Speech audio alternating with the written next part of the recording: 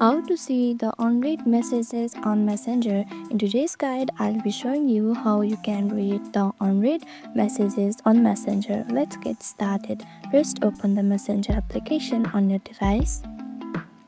Now once you are in, you will be on your chat section. Tap on chats. Now here you can see all of the chats. Now in order to see only the specific unread chat, you can just tap on this unread option right here. Tap on it. And here you can see all the chats you have unread. Now you can open the chat and start the conversation directly from here.